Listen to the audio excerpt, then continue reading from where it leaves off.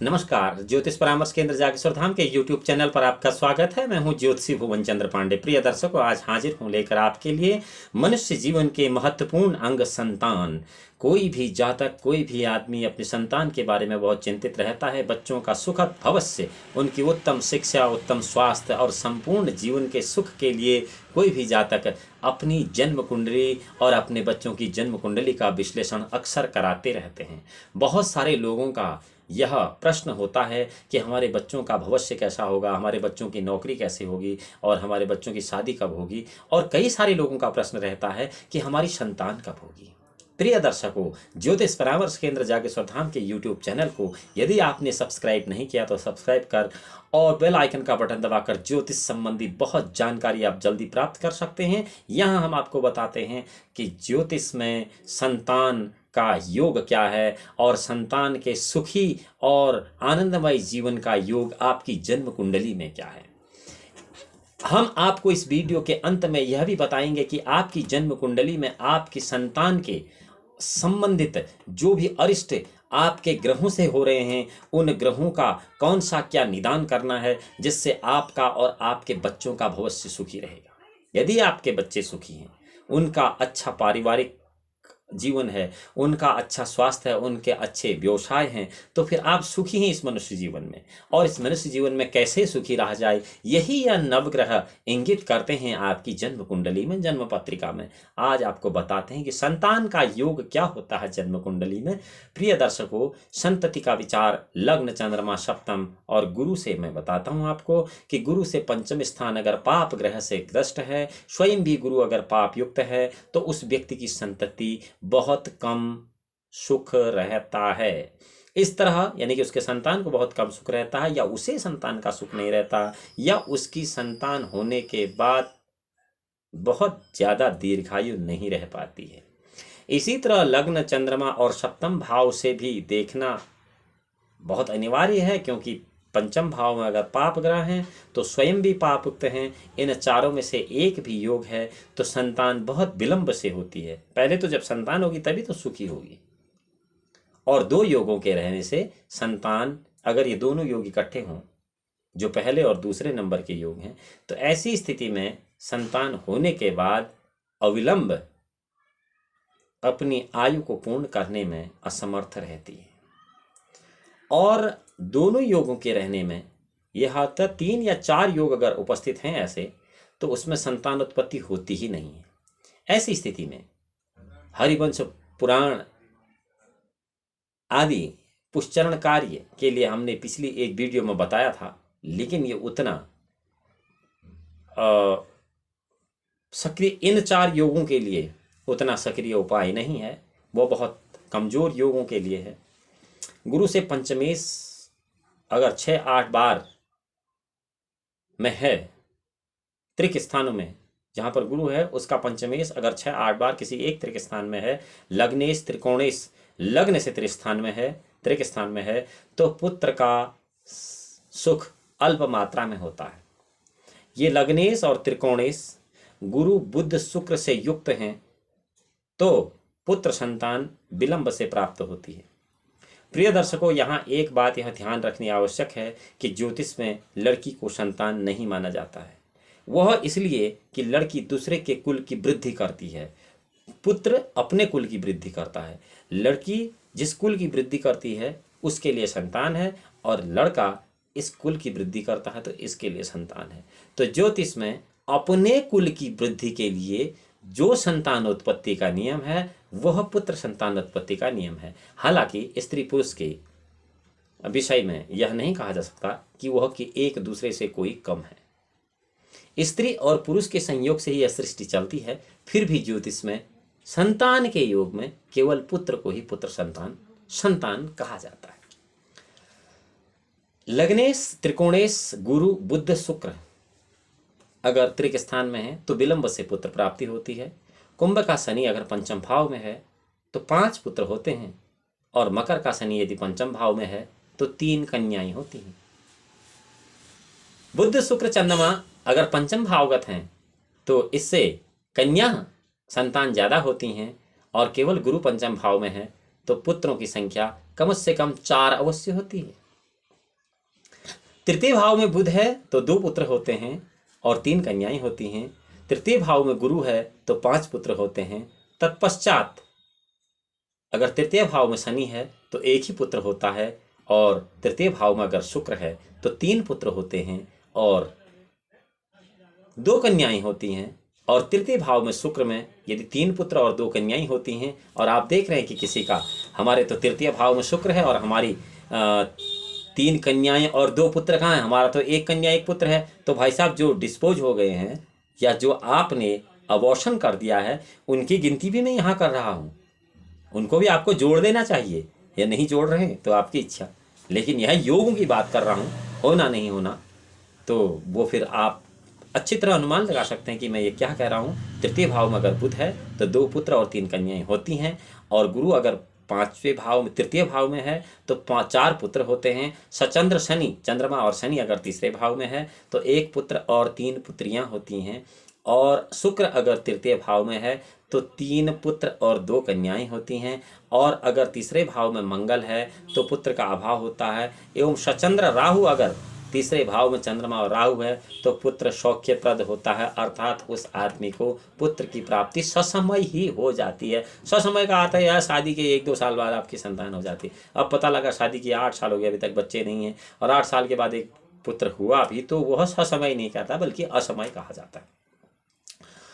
अब पाप ग्रह और गुरु जो है यदि ये चतुर्थ भाव में है और अष्टम भाव में है तो शादी के 3 वर्ष बाद संतान की प्राप्ति होती है।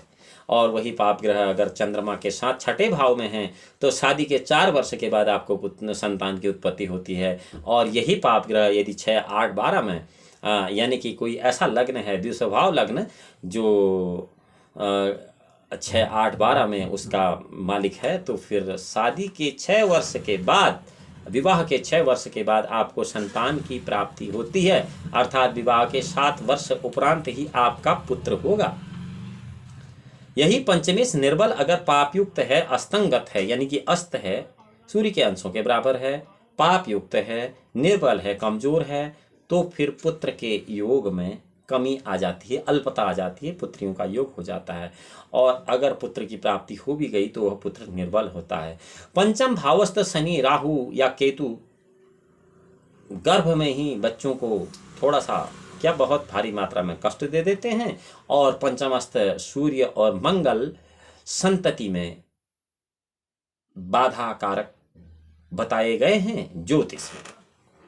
बुध गुरु शुक्र अपनी राशि में या उच्च राशि में होकर यदि 1, 5, 9, 10, 11 इन भावों में है तो राजा के समान बहुत धनी पुत्र पैदा होता है।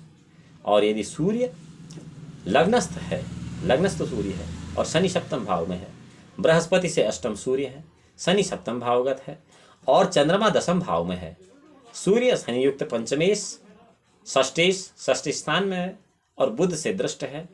और एक नियम यह भी होता है कि यदि शनि मंगल पक्ष षष्ठ और चतुर्थ स्थान में है तो प्रत्येक स्थिति में जातक को संतान का सुख अल्प मात्रा में ही मिल पाता है। अब कहते हैं संतान की संख्या का विचार। पंचमेश पुरुष ग्रह सूर्य मंगल गुरु के नवांश में है तो नवांश संख्या तुल्य पुत्र स्त्री, स्त्री ग्रह चंद्र शुक्र के नवांश में है तो नवांश संख्या तुल्य कन्याएं होती हैं। अर्थात आपकी लग्न कुंडली का नवांश ये निर्भर करता है कि आपका पंचमेश जिस ग्रह के नवांश में होगा, जितने ग्रहों के नवांश में होगा उतने ही आपके पुत्र होंगे, और चंद्रमा और शुक्र के नवांश में जितने ग्रह होंगे उतनी ही आपकी पुत्रियां होंगी। ये निसंदेह, इसमें आप कोई इस बात को नहीं टाल सकता। पंचम भाव के नवांश में और जितने पाप ग्रहों की दृष्टि होगी, पंचम भाव के नवांश में जितने भी पाप ग्रहों की दृष्टि होगी उस और वह शुभ ग्रहों के संयोग से दृष्टि से वंचित होगा तो ये पाप ग्रह संख्या तुल्य गर्भों का नाश होता है। अर्थात इतने गर्भ जो हैं आदमी के पतित हो जाते हैं, अर्थात उतने डिस्पोज हो जाते हैं बच्चे। पंचमेश या नवमेश सप्तम स्थान में हो तो युग्म राशिगत यानी कि जोड़ी वाला है, जैसे 2, 4, 6, 8, 10, 12, और वह चंद्र या शुक्र में युत है, चंद्रमा शुक्र से युत या चंद्रमा युद्ध का मतलब होता है चंद्रमा और शुक्र के साथ रहना। मैं बार बार युद्ध करता हूँ, मुझे तो आता है कि युद्ध क्या है, युति, लेकिन जिन लोगों की समझ में यह युद्ध शब्द नहीं आ रहा है, युद्ध का अर्थ होता है उसके साथ रहना। चंद्रमा शनि का युद्ध मतलब चंद्रमा और शनि के साथ वो तीसरा ग्रह भी रहना। तो ऐसा दृष्ट है, तो ऐसा ग्रह जो होता है कन्या बाहुल्य होता है, पंचमे ऐसा नवमे स्थान में युग्म राशि का, तो और वह चंद्र शुक्र से युद्ध हो तो ऐसा कन्या बाहुल्य योग कहलाता है कि ऐसी स्थिति में कन्याएं ज्यादा होती हैं। गुरु चंद्र सूर्य इन ग्रहों के स्फुटों को जोड़कर, अब कल भी ये एक वीडियो में मैंने ये शब्द कहा था स्फुट, स्फुट क्या होता है, ग्रह स्पष्ट होते हैं। ग्रह स्पष्टों के बारे में भी ज्योतिष में कहा गया है।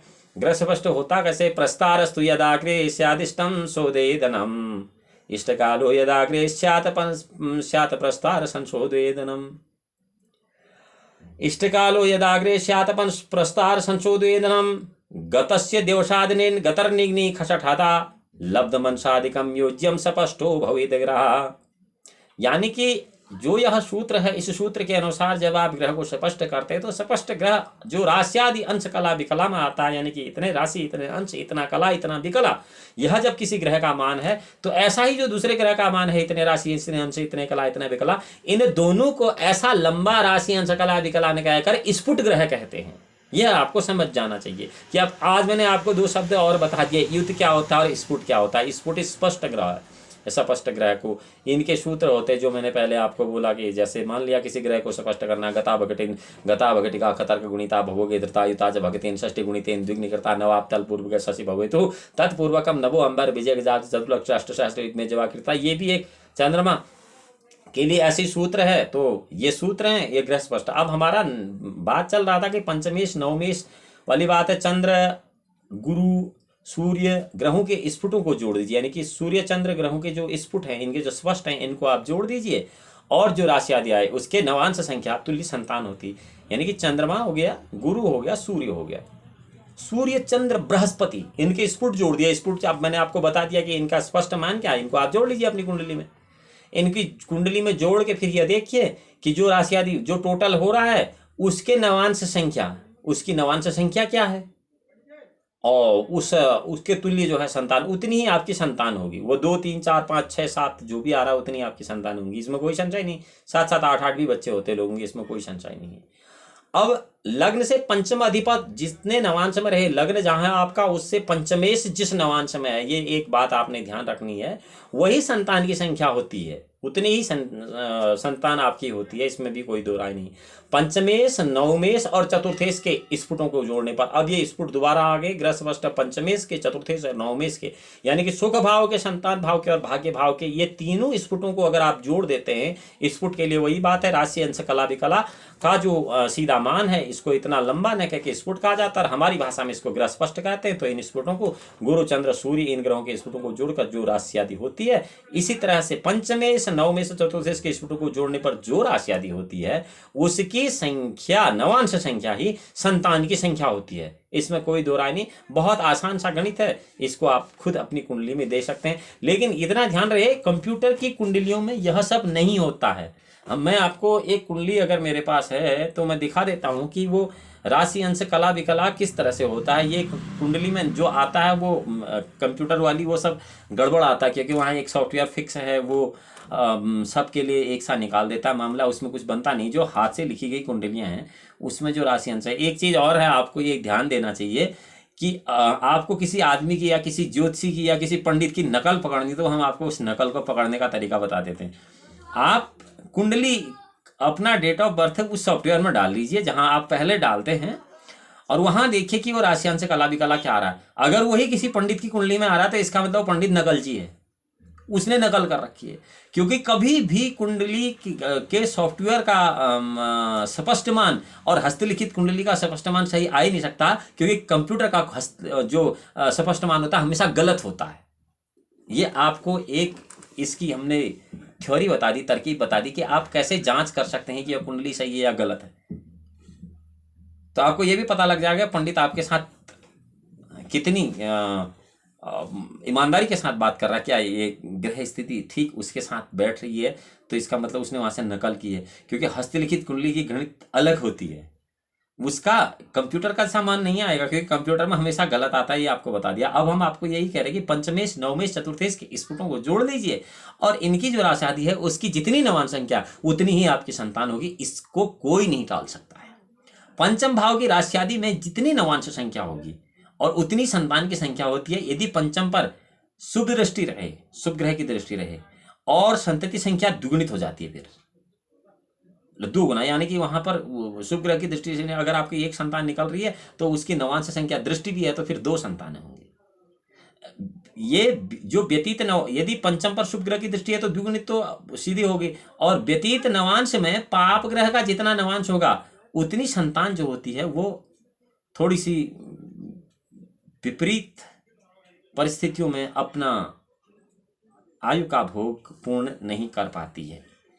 प्रिय दर्शकों, यह तो था आज का विषय कि आपकी जन्म कुंडली में संतान का योग क्या है और कैसे आप उसको देख सकते हैं। अब आपको बताते हैं जिन जातकों की कुंडली में पंचम स्थान का ग्रह कमजोर है और वह संतान से संबंधित कष्ट जिनको प्राप्त हो रहा है उनको क्या करना चाहिए कि उनकी संतान उत्पत्ति ससमय हो जाए और उनको संतान का पूर्ण सुख मिले। इसके लिए हम आपको मेष, वृष, मिथुन, कर्क, सिंह, कन्या, तुला, वृश्चिक, धनु, मकर, कुंभ, मीन सभी लग्नों के लिए एक उपाय बता देते हैं। आपको कुछ नहीं करना, किसी बड़े विशेषज्ञ की जरूरत नहीं है।